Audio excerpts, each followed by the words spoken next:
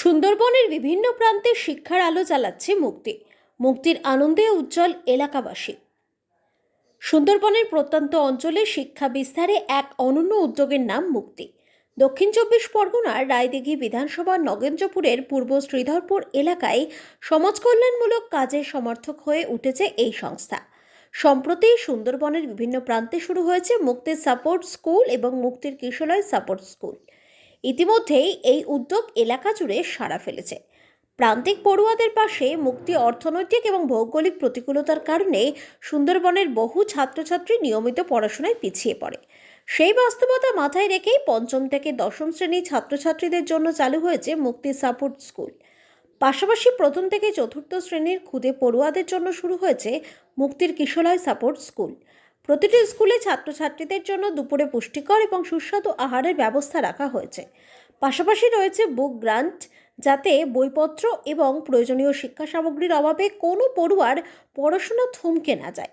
স্থানীয় বাসিন্দাদের মতে এই উদ্যোগ বহু পরিবারের আর্থিক চাপ অনেকটাই লাঘব করবে। সমাজসেবার নতুন দিশা। এই মহৎ উদ্যোগের নেপথ্যেই রয়েছেন বিশিষ্ট সমাজসেবী শঙ্কর হালদার। দীর্ঘদিন ধরেই সুন্দরবনের প্রত্যন্ত অঞ্চলে শিক্ষার আলো পৌঁছে দেওয়ার স্বপ্ন দেখছিলেন তিনি। তার উদ্যোগ এবং নেতৃত্বে মুক্তি সংস্থা শিক্ষাক্ষেত্রে এক নতুন অধ্যায়ের সূচনা করেছে। শঙ্কর হালদার বলেন, সুন্দরবনের ছাত্রছাত্রীরা অত্যন্ত প্রতিভাবান। তাদের শুধু প্রয়োজন সঠিক দিক নির্দেশ এবং সহায়তা। মুক্তি সাপোর্ট স্কুল সেই সহায়তাই প্রদান করবে। তিনি আরও জানান, এই উদ্যোগের মাধ্যমে যেমন ছাত্রছাত্রীরা পড়াশোনার সুযোগ পাবে, তেমনি শিক্ষিত বেকার যুবকেরাও পারিশ্রমিকের বিনিময়ে স্বাবলম্বী হওয়ার সুযোগ পাবেন। স্থানীয়দের আশার আলো। এলাকার অভিভাবক এবং শিক্ষক মহলের মতে এই উদ্যোগ ভবিষ্যতে স্কুল ছুটের হার কমাতে গুরুত্বপূর্ণ ভূমিকা নেবে। নিয়মিত পাঠ চর্চা এবং সহায়ক শিক্ষার মাধ্যমে ছাত্রছাত্রীরা মাধ্যমিক এবং উচ্চ মাধ্যমিকে আরও ভালো ফল করতে সক্ষম হবে বলেও আশাবাদী সকলে। প্রকৃতির প্রতিকূলতার সঙ্গে প্রতিনিয়ত লড়াই করা সুন্দরবনের মানুষদের কাছে মুক্তি আজ শুধু একটি সংস্থার নাম নয়, এটি এক আশার প্রতীক, যেখানে শিক্ষা হয়ে উঠছে সামাজিক পরিবর্তনের প্রধান হাতিয়ার। মেয়েকে নিয়ে আপনি এসেছেন স্কুলে, এই যে স্কুলের নাম? এই স্কুলের নাম মুক্তির স্কুল। কারণ এই স্কুলে আপনারা পড়াচ্ছেন কেন, সরকারি কোনো স্কুল না পড়িয়ে? সরকারি স্কুলে যেমন ব্যবস্থা আছে তার থেকে ভালো ব্যবস্থা এই স্কুলে আছে। যেমন নাচ গান পড়াশোনার মান খুব ভালো, এখানে স্যার আন্টিরাও খুব ভালো। মানে নানান স্কুলে যেমন মিড ডে মিলের ব্যবস্থা আছে, এখানে আছে খাতা বই দেওয়ারও ব্যবস্থা আছে, তাই এখানে আমরা ভর্তি করিয়েছি। কত দূর পর্যন্ত পড়ানো হয় এখানে প্রথম শ্রেণী থেকে চতুর্থ শ্রেণী আর পঞ্চম শ্রেণী থেকে দশম শ্রেণী। এখানে খেলাধুলা অন্য কিছু? হ্যাঁ, খেলাধুলা সবকিছুর ব্যবস্থা আছে এখানে। আমরা বাচ্চাদের পড়িয়ে খুব হ্যাপি। আপনার নাম? আমার নাম অনিন্দিতা। কোথায় এসছো? স্কুলের নাম কি? স্কুলে কেমন লেখাপড়া হয়? আর কি করো এখানে? এই স্কুলে খেতে দেয়? তুমি কোন ক্লাসে পড়ো? তোমার নাম? এই সোসাইটিতে টিচার এবং স্টুডেন্টের রেশিও অত্যন্ত খারাপ। ইন্টারন্যাশনাল স্ট্যান্ডার্ড তো নয়, এমনকি দেশের যে স্ট্যান্ডার্ড সেই দেশের স্ট্যান্ডার্ড কোনো ক্ষেত্রগুলোতে প্রাইভেট স্কুলগুলো মেনটেন করলেও গভর্নমেন্ট স্কুলগুলোতে কোনো না কোনো কারণে করে ওঠা যায় না। আর এই গভর্নমেন্ট স্কুলগুলি মূলত ফার্স্ট জেনারেশন লার্নাররা পড়াশোনা করে। আগে একটি টিচার এবং স্টুডেন্টের ইস্যু ছিল, তার সঙ্গে জুড়ে গেল অর্থনৈতিক অবস্থা বাবা মায়ের, তাহলে তারা প্রাইভেট টিউশনই পড়াতে পারছে না। ফার্স্ট জেনারেশন লার্নার হওয়ার জন্য বাবা মা বা দাদা বোনেরাও কোনো হেল্প করতে পারছে না। তো তাহলে বাচ্চারা কোথায় পড়াশোনা করবে? আস্তে আস্তে এডুকেশনের মধ্যে একটা গ্যাপ শুরু হলো। যত উপরে উঠতে শুরু করলো সেই গ্যাপটা আরো বড় হতে শুরু করলো এবং বাচ্চারা ড্রপ করতে শুরু করলো। এই কারণের জন্য এটা অত্যন্ত গুরুত্বপূর্ণ যে আমরা এই ফার্স্ট জেনারেশন লার্নারের জন্য কাজ করি। আমরা সাপোর্ট স্কুল যেটা চালু করলাম, যে সমস্ত বেকার ছেলে মেয়ে বাড়িতে বসে আছে তাদেরকে দিয়ে সকালে 3 ঘন্টা স্কুলের পড়াটা ভালো করে রেডি করে দেওয়া যাক, বিনামূল্যে অথবা সামান্য পয়সায়, যাতে এই বেকার ছেলেগুলোরও কিছু পয়সা হয়, যাতে তারা সার্ভাইভ করতে পারে, যেহেতু তাদের চাকরি পাচ্ছে না বিভিন্ন ক্ষেত্রে। এবং যে এডুকেশন যে গ্যাপটা টিচার স্টুডেন্টের রেশিওর জন্য হোক, ফার্স্ট জেনারেশন লার্নারের জন্য হোক, সেটা কিছুটা ক্লোজ করা যায়। এবং প্রাইভেট টিউশনের জন্য যে অ্যাফোর্ড করা যায় না, যেহেতু আমাদের টাকা পয়সা কম, সেহেতু বাবা মারা একটু যাতে হেল্প পায়। কিন্তু দেখুন আমাদের কি হয়েছে, লাস্ট এই প্যান্ডেমিকের ট্যুর পরে থেকে ন্যাশনাল রেকর্ড বলছে লার্জ নাম্বার অফ স্টুডেন্ট, বিশেষ করে যারা ফার্স্ট জেনারেশন লার্নার, তারা সব ড্রপ আউট হয়ে গেছে। অনেক অনেক স্কুলে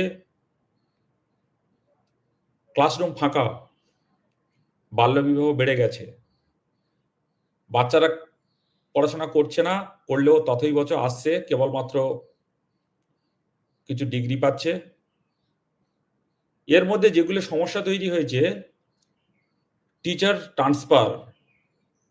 ওয়েস্ট বেঙ্গলে বিশেষ করে উচ্চশ্রী বলে একটি স্কিম তৈরি হওয়ার ফলে যেখানে মানুষ টিচাররা তাদের প্রয়োজনীয় জায়গাতে ট্রান্সফার নিয়েছে, কোনো কোনো গ্রামের বা প্রত্যন্ত অঞ্চলের স্কুলগুলোতে 1 জন 2 জন 3 জন মাস্টারমশাই, 5 জন মাস্টারমশাই কয়েক হাজার বা হাজারেরও বেশি ছাত্রকে তারা পড়াশোনা করাচ্ছেন। তো নিয়মিত তাদের তো পড়াশোনা করানো সম্ভব নয়, আপনারা জানেন, এই ধরনের টিচার এবং স্টুডেন্টের রেশিও দিয়ে। তো যেটা ঘটে দাঁড়ালো, এর উপরেই আর একটা সমস্যা হয়ে দাঁড়ালো যে রিসেন্ট বিভিন্ন পত্র পত্রিকায় যে সমস্ত ডিবেট চলছে, কে রাইট কে রং, সেটা আপনারা বিচার করছেন, আপনারা দেখছেন, তার সে ডিবেট যথেষ্ট হচ্ছে, আমরা তার মধ্যে যেতে চাই না। কিন্তু ঘটনা যেটা হয়েছে, এই সময়ের মধ্যে আরো 26,000 টিচার তাদের কাজ হারিয়েছে। দিনের একদিনের নোটিশে তাদেরকে স্কুল থেকে, তার পরের দিন থেকে আর স্কুলে আসছে না, কিংবা যারা স্কুলে গিয়েছিল সেদিন থেকে স্কুল তারা বেরিয়ে এসছে। এমনিতেই টিচার আর স্টুডেন্টের এই রেশিওর অবস্থা ছিল, তারপরে এই যদি টিচারগুলো ড্রপ করলো, লাস্ট বোধহয় 10-12 বছর আমাদের টিচারের কোনো রিক্রুটমেন্ট হয়নি। আপনারা জানেন যে 25-30 বছর অন্তরে টিচারের রিপ্লেসমেন্ট দরকার হয়, আমাদের 25-30 বছর লোকজন রিটায়ার করে। তো তার মানে 1/3 টিচার আরো রিটায়ার করে গেছে, ছাত্র সংখ্যা ডবল হচ্ছে। এই অবস্থাতে আমাদের টিচার নেই বললেই চলে কোনো কোনো স্কুলে। তার উপরে যেটা হয়ে দাঁড়িয়েছে কি, বেকারত্বের সমস্যা। দেখছে বাবা, যে দাদারা ভাইরা যারা লেখাপড়া শিখে বসে রয়েছে বাড়িতে, তো অন্য ছেলে মেয়েকে তাদের আর স্কুলে পাঠাচ্ছেও না, স্কুলে যাওয়াতেও তাদের একটা অনীহা তৈরি হয়েছে। এই একটা চরম অবস্থার মধ্যে দিয়ে আমরা যাচ্ছি। এখন এখানে আমাদের বুঝতে হবে যে আমরা কি কি করতে পারি। আমাদের স্কুলের, আমাদের মুক্তির যারা সব, আমরা নিজেদেরকে সমাজসেবী, সমাজকর্মী হিসাবে ভাবি, এবং আমরা যারা এই ব্রত নিয়েছি যে সমাজসেবায় ব্রতী আমরা, তারা আমরা কিভাবে হেল্প করতে পারি এই বড় ক্রাইসিসের টাইমটাতে। আমি আগেও বলেছি যে আমাদের যে সমস্ত টিচাররা, যারা আজকের আমাদের প্রায় ক্লাস 1 to ক্লাস 10 পর্যন্ত যদি ধরা হয় 140টা স্কুল,